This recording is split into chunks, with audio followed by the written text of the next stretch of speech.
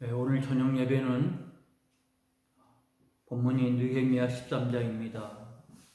느헤미야 마지막 부분이기 때문에 정리와 결론을 겸하여 내리고 있는 본문입니다. 본문이 길지만 여러분들이 사전에 이미 읽으신 줄 압니다. 느헤미야가 총독이 되어서 이스라엘 예루살렘 성벽을 재건하고 그것으로 말미암아 성전 중심의 이스라엘 신앙 공동체를 세우고자 애쓰고 노력했던 것들을 우리가 그동안 쭉 살폈습니다.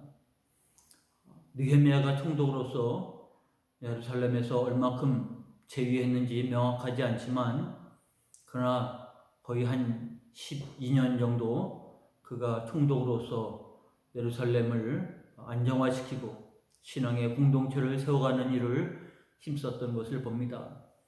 지난 주에 우리가 봤던 12장 마지막은 성벽을 완성한 이후에 그것으로 인해서 봉헌식을 하는 내용을 우리가 보게 되었습니다. 봉헌식 하나의 의식으로만 그치지 않고 그것이 끝나고 나서 모든 백성들이 신앙의 부흥을 이루었고 그들이 뜨거운 하나님에게 헌신하는 그 마음을 모아서 성전 중심의 신앙의 체제를 완전히 세웠을 뿐만 아니라 오늘 본문도 사실은 지난 12장과 연결되어 있는 부분이 1절로 3절까지인데 그들 가운데 있었던 이방 민족과의 통혼을 정리하는 그런 내용을 말씀을 듣고 깨달아서 정리하는 내용을 보게 됩니다. 그리고 4절부터는 다시 시간이 지나서 느헤미야가 본국으로 그러니까 아닥사스다 왕에게 임무를 마치고 귀환에 돌아갔다가 다시 소식을 들었는지 말미를 얻어서 예루살렘으로 돌아와서 있었던 일들을 기록합니다. 그때가 정확하게 언젠지는 본문에 나와 있지 않은데 여기 보니까 며칠 말미를 얻어서 왔다고 얘기했습니다. 그 며칠의 말미가 과연 얼마쯤 되는지를 정확하게 알 수는 없지만 많은 성경학자들이 연구한 바에 의하면 그래도 한 10여 년의 공백은 있지 않았을까 보여집니다. 그 사이에 이스라엘 백성들의 신앙의 공동체는 예상했던 바 같이 안정되게 운영된 것이 아니라 다시 원상복귀가 되어졌다고 하는 것을 본문을 통해서 우리가 보게 됩니다. 우리가 아는 것처럼 그들에게 느헤미야가 이루었던 것은 성벽 재건만이 아니라 신앙의 공동체를 세워가는 일이 얼마나 어려운 일인지 그러나 하나님의 은혜와 능력으로 그들이 이와 같은 일들을 시작했는데 에스라의 도움을 받아서 말씀을 낭독했고 그 말씀을 듣고 그들은 하나님 앞에 회개하고 그리고 하나님 앞에 결단하면서 언약의 삶을 살아가겠다고 결단하는 내용을 우리가 10장에서 살폈던 것을 기억합니다. 그때 그들이 얼마나 뜨거운 마음으로 헌신했는지 그리고 그런 마음으로 성벽 재건의 완성을 기념하면서 봉헌식을 했고 그래서 진정 이스라엘은 회복되었고 이 신앙의 공동체는 완성되었다고 선언하는 그래서 주변 모든 나라들에게 이를 알리는 역할을 바로 봉헌식이 했다고 보여지는데 그 일을 마치고 나서 느헤미야가 임무를 마치고 다시 아닥사스다 왕에게로 바벨론에 되돌아갔던 것을 우리가 본문을 통해서 잠깐 살피게 된 겁니다. 그런데 얼마쯤 시간이 지났는지 느헤미야가 다시 제2차 총독으로 예루살렘에 귀환해서 보니까 모든 것은 다 그대로였지만 그러나 신앙의 공동체는 예전에 헌신됐던 모습이 아니었던 것입니다. 그런 모습을 오늘 본문을 통해서 조목조목 살펴볼 수가 있는데 바로 느헤미야가 바벨론에 돌아갔을 때 그때 마지막으로 예언자로서 활동했던 선지자가 구약 성경의 마지막 말라기 선지자입니다. 말라기 선지자가 예언한 내용을 보면 바로 그들이 10장에서 하나님 앞에 언약을 맺으면서 우리가 하나님 앞에 이렇게 지키겠습니다 했던 그 내용들이 얼마나 어긋나 있는가를 말라기 선지자가 지적하고 그리고 그들에게 책망하는 내용을 우리가 보게 됩니다. 그래서 오늘 느헤미야 마지막 13장은 바로 말라기서와 연관지어서 볼 수가 있습니다. 이 내용 속에서 보면 성전 중심의 신앙생활이 되어야 되는데 불구하고 이것이 어긋나 있는 것을 보게 됩니다. 특히 말라기 선지자는 그들이 예배에 대해서 소홀하고 있음을 책망했고요. 그리고 제사장들이 불의한 짓을 저지름으로 인해서 신앙의 공동체에 영향을 끼치고 있다고 하는 것을 지적을 했고, 이방 족속과 통혼한 것, 그리고 11조와 더불어 하나님의 재물을 도적한 것에 대해서 책망하는 내용을 우리는 말라기서를 통해서 볼 수 있습니다. 바로 느헤미야가 돌아와서 본 상황이 말라기서의 선지자가 예언한 내용과 동일한 것이죠. 하나님은 느헤미야에게 다시 또 사명을 맡기셨습니다. 성벽 재건을 통하고 성전 중심의 신앙생활을 완성하고 임무가 끝났다고 생각했던 느헤미야였는데 상황은 그를 다시 부르게 되었고 하나님은 그를 다시 보내어서 개혁하는 모습을 오늘 본문을 통해서 보게 되는 겁니다. 그러므로 신앙이라고 하는 것, 신앙의 공동체를 세운다고 하는 것은 얼마나 어려운 일인지 모릅니다. 이스라엘의 나라를 회복하는 일, 독립은 아니었지만 바벨론 아래서 속국으로서의 역할을 해야 되는데 정치적인 문제도 아니고 경제적인 문제도 아니고 신앙의 문제입니다. 신앙이 흐트러지니까 모든 정치, 경제, 사회가 다 흐트러질 수밖에 없는, 그래서 형식적인 신앙의 공동체지 진정 내용으로는 하나님을 배반하고 모독하고 하나님의 말씀이 이루어지지 아니하는 그야말로 형식적인 신앙 공동체가 되어버렸기 때문에 내일이 없고 장래가 없는 겁니다. 그러므로 오늘 본문을 보면 느헤미야가 돌아와서 개혁을 이룬 것을 보게 됩니다. 10절, 11절의 내용을 보면 제일 먼저 11조의 내용이 거론이 됩니다. 11조가 중요한 것은 모든 백성들이 11조를 드림으로 그로서 제사장과 레위인들, 성전 중심의 체제가 운영이 되는데 그 일이 안 되니까 제사장과 레위인들이 생업을 위해서 뿔뿔이 도망가고 흩어졌던, 그래서 신앙 공동체가 한순간에 와해돼 버린 것을 보게 됩니다. 왜 그들이 갑자기 이렇게 잘 드리겠다고 언약까지 한 12조 생활을 멈췄는지 오늘 본문에 나온 대제사장 엘리야십의 했던 일들을 보게 되면 이해가 되기도 합니다. 제사장들이 직분을 망각하고 온전하게 일들을 행하지 아니하므로 신앙생활하는 사람들이 등을 돌렸을 가능성이 많고요. 이와 같이 자기 이익을 챙기는 무리들이 생기면서 한순간에 신앙이 무너져 버렸던 것을 보게 됩니다. 그러므로 말라기 선지자는 너희가 하나님의 것을 도적했다 라고 책망을 한 것이 바로 하나님께 언약을 맺은 11조 생활에 대한 문제였다는 것을 알게 됩니다. 이 일을 느헤미야가 와서 민장을 꾸짖고 그들에게 이 일을 할 때, 지적을 할 때 그들이 한순간에 되돌렸던 것을 보면 그들 자체가 처음부터 마음이 없고 생각이 없었던 것은 아닌 것 같습니다. 그러나 한두 사람이 공동체의 언약을 깨트리니까 한순간에 와해가 되어버렸다고 할 수가 있는 것이죠.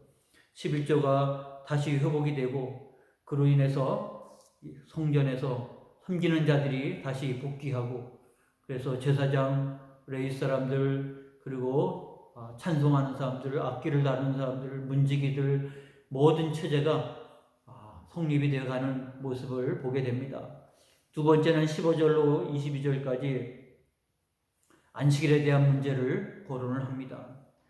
그들이 안식일에 대한 이해가 잘못됐고, 우리가 이전에 살핀 것처럼 예루살렘이 유대인들만 살았던 것은 아니고 이방 사람들과 더불어 거주하고 있었기 때문에 유대인들이 한순간에 휩쓸려 버림으로 인해서 안식일 체제도 허물어져 버린 것을 보게 됩니다. 그러므로 이 일들을 이루기 위해서 느헤미야는 아예 성문을 안식일이 되면 지금처럼 해가 기울어지면 안식일이 시작이 되는데 문을 걸어 잠그는 겁니다.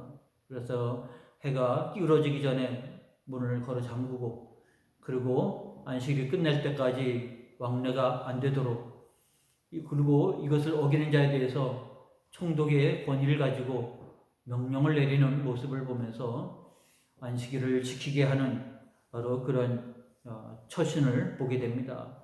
그리고 가족들이 통혼되어서 이방 민족과 혼합되어진 것들을 책망하고 있는 모습을 봅니다. 이것은 이스라엘 사회의 끊임없는 도전이었고, 이 일의 가장 모델이 된, 나쁜 모델이 된 사람이 바로 솔로몬이었습니다.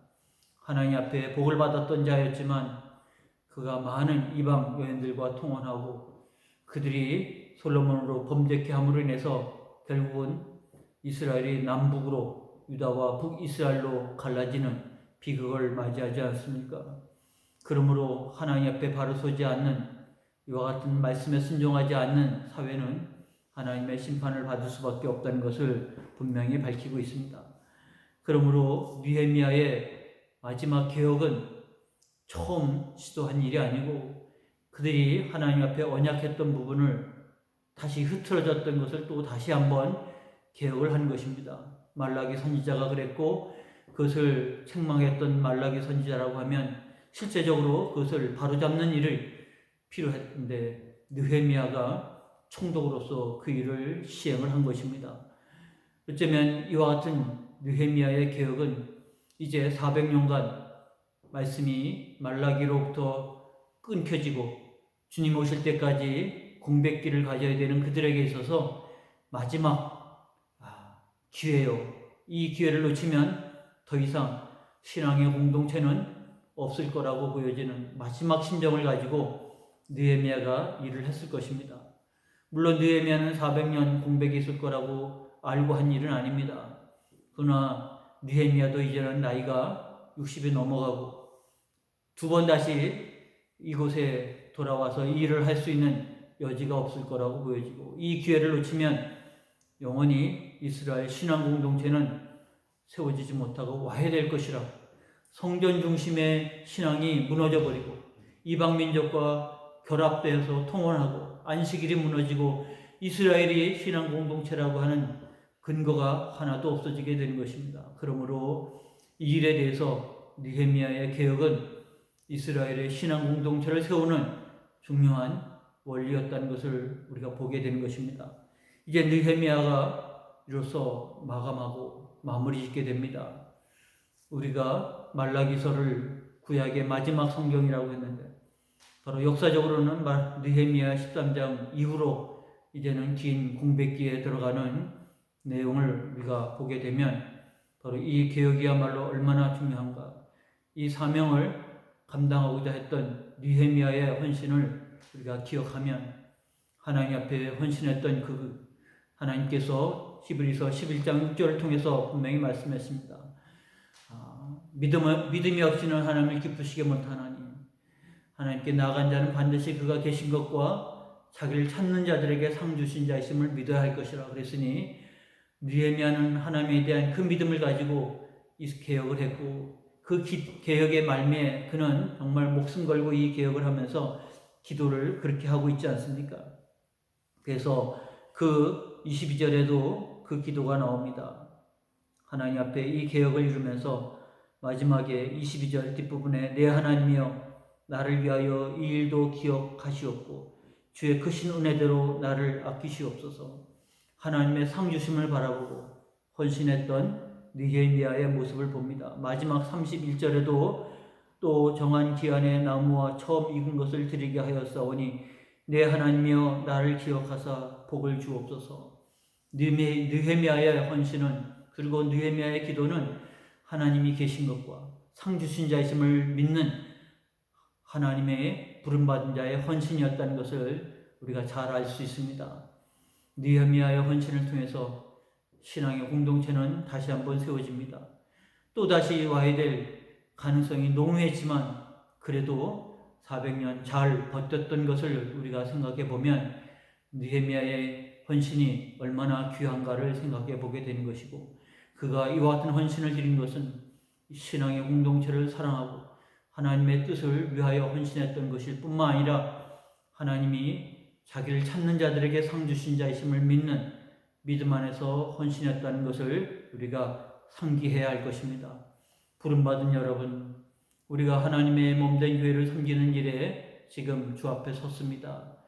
우리는 우리의 이익을 따라서 하는 것이 아니라 제 말씀을 따라 주의 맡겨진 뜻을 따라 충성하는 자가 되어진다고 하면 그것은 하나님이 아실 것이고, 그 충성은 하나님께서 기뻐 받으실 것입니다. 그것이 하나님을 기쁘시게 하는 일일 것입니다.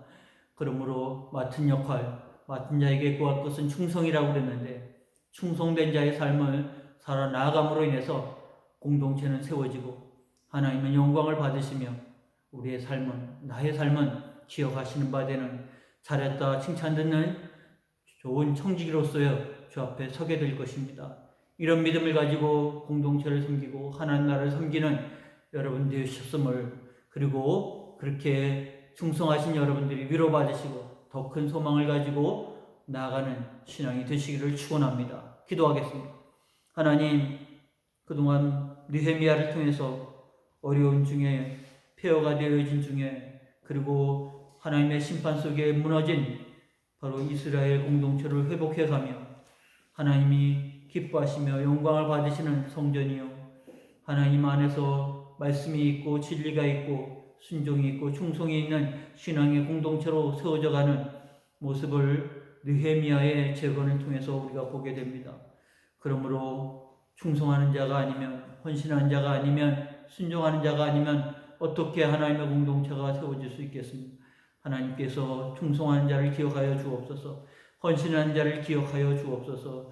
주님, 저희들이 순종이, 저희들의 충성이 하나님을 기쁘시게 하는 믿음의 헌신이었음을 기억하시고 하나님께 영광이 되며 공동체가 든든히 서갈 뿐만 아니라 저희들의 삶이 하나님 앞에서 인정받고 잘했다 칭찬 듣는 선한 청지기로서 끝까지 승리해가는 삶이 되게 하여 주옵소서. 이 밤도 주님 함께 하시고 말씀을 통해 굳게 서는 저희들 더욱 되게 하옵소서. 예수님의 이름으로 기도하옵나이다. 아멘.